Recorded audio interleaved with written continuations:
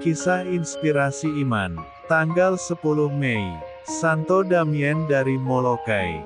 Gereja Katolik memperingati Santo Damien dari Molokai pada tanggal 10 Mei. Imam Belgia itu mengorbankan hidup dan kesehatannya untuk menjadi bapa rohani bagi para korban kusta yang dikarantina di sebuah pulau Hawaii. Joseph de Veuster, yang kemudian mengambil nama Damien dalam kehidupan beragama, dilahirkan dalam keluarga petani di kota Tremelo, Belgia pada tahun 1840. Semasa mudanya ia merasakan panggilan untuk menjadi misionaris Katolik, dorongan yang mendorongnya untuk bergabung dengan Gereja Kongregasi Hati Kudus Yesus dan Maria.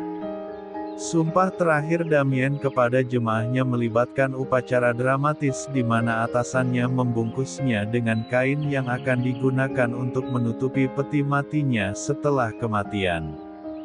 Kebiasaan ini dimaksudkan untuk melambangkan komitmen serius pemuda tersebut, dan identifikasinya dengan kematian Kristus sendiri. Bagi Damien, peristiwa ini akan menjadi lebih penting, karena ia akan menyerahkan nyawanya untuk para penderita kusta di Molokai. Atasannya awalnya bermaksud mengirim saudara laki-laki Damien, seorang anggota kongregasi yang sama, ke Hawaii. Namun dia jatuh sakit, dan Damien mengatur untuk menggantikannya. Damien tiba di Honolulu pada tahun 1864, kurang dari satu abad setelah orang Eropa mulai hadir di Hawaii. Dia ditahbiskan menjadi imam pada tahun yang sama. Selama tahun ke-9 imamatnya, Pastor Damien menanggapi seruan uskupnya agar para imam melayani di koloni penderita kusta di Molokai. Kurangnya paparan penyakit kusta sebelumnya, yang pada saat itu belum ada pengobatannya, membuat penduduk asli Hawaii sangat rentan terhadap infeksi tersebut. Molokai menjadi pusat karantina bagi para korban, yang menjadi cacat dan lemah seiring berkembangnya penyakit. Pulau ini telah menjadi gurun dalam pandangan manusia, meskipun keindahan alamnya. Para korban kusta di Molokai menghadapi kondisi tanpa harapan dan kekurangan yang ekstrim. Terkadang tidak hanya kekurangan perawatan paliatif dasar, namun juga sarana untuk bertahan hidup. Di dalam hati, Pastor Damien takut dengan kemungkinan tertular penyakit kusta. Namun, dia tahu bahwa dia harus mengesampingkan rasa takut ini untuk menyampaikan kasih Tuhan kepada para penderita kusta dengan cara yang paling otentik.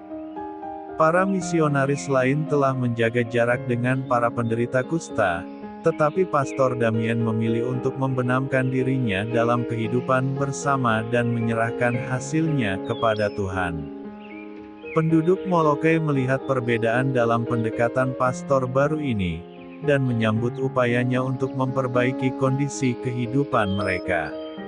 Sebagai seorang yang kuat, yang terbiasa melakukan pekerjaan fisik, dia melakukan pekerjaan belas kasihan tradisional gereja, seperti memberi makan orang yang lapar, memberikan perlindungan bagi para tunawisma, dan memberikan penguburan yang layak kepada orang mati, dalam menghadapi penderitaan yang bahkan orang lain tidak sanggup melihatnya.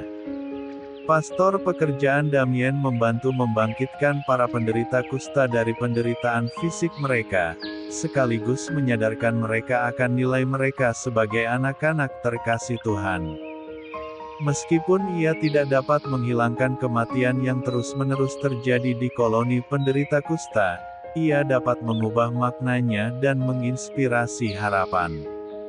Hukuman mati karena penyakit kusta dapat, dan seringkali memang demikian, menjadi jalan yang menyakitkan namun juga merupakan jalan penebusan menuju kehidupan kekal.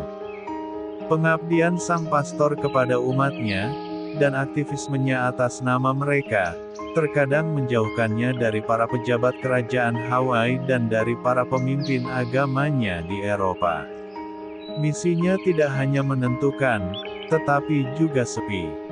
Ia memperoleh kekuatan dari adorasi Ekaristi dan perayaan Misa, namun merindukan kedatangan imam lain sehingga ia dapat menerima sakramen pengakuan dosa secara teratur. Pada bulan Desember tahun 1884, Pastor Damien menyadari bahwa dia telah kehilangan semua rasa di kakinya. Itu adalah tanda awal, namun jelas bahwa dia mengidap penyakit kusta. Pastor itu tahu bahwa waktunya singkat. Dia berusaha untuk menyelesaikan pencapaian apapun yang dia bisa, atas nama sesama penghuni koloni, sebelum penyakit itu merampas penglihatan, ucapan, dan mobilitasnya. Pastor Damien menderita penghinaan dan pencobaan pribadi selama tahun-tahun terakhirnya.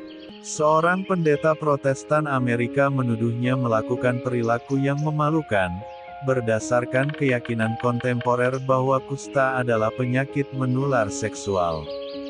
Dia berselisih paham dengan atasan agamanya, dan merasa tersiksa secara psikologis oleh anggapan bahwa karyanya gagal. Pada akhirnya, para imam dari jemaatnya datang untuk memberikan sakramen terakhir kepada imam yang sekarat itu. Selama musim semi tahun 1889,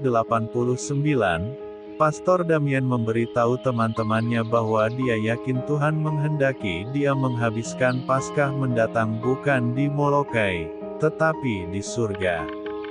Dia meninggal karena penyakit kusta selama pekan suci, pada tanggal 15 April tahun 1889. Santo Damien dari Molokai dibeatifikasi pada tahun 1995. Paus Benediktus ke-16 mengkanonisasi dia pada tahun 2009. Santo Damien dari Molokai, doakanlah kami. MAP TV Channel.